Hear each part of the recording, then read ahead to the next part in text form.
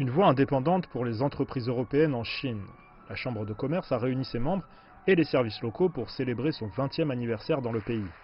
Il y a 20 ans, nous n'étions que 51 membres. Aujourd'hui, nous sommes plus de 1750.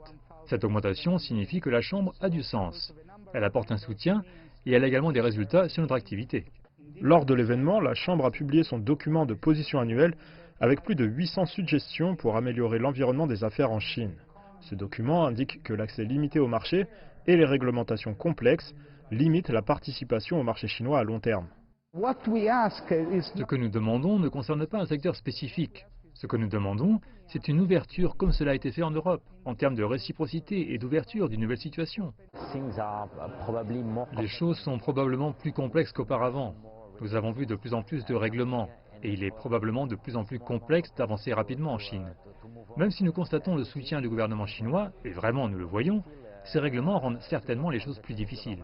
Le document appelle à des engagements forts dans l'accord global UE-Chine sur l'investissement d'ici la fin de cette année. Il met également en garde contre la menace imminente de découplage économique.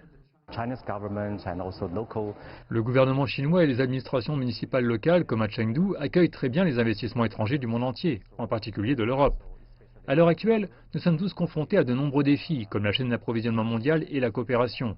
Je pense que la chose la plus importante est de renforcer la compréhension et de renforcer la confiance. Le mois dernier, les entreprises chinoises opérant en Union européenne ont également exprimé des préoccupations. Dans un rapport annuel, la Chambre de commerce sino-européenne basée à Bruxelles a décrit quelques-uns des principaux problèmes auxquels les entreprises chinoises sont confrontées.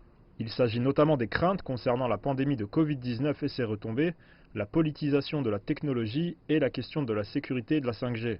Elle indique également qu'il existe des obstacles pour pénétrer le marché européen de l'énergie verte, avec un système d'examen et la compréhension de ces mesures qui peuvent représenter un défi.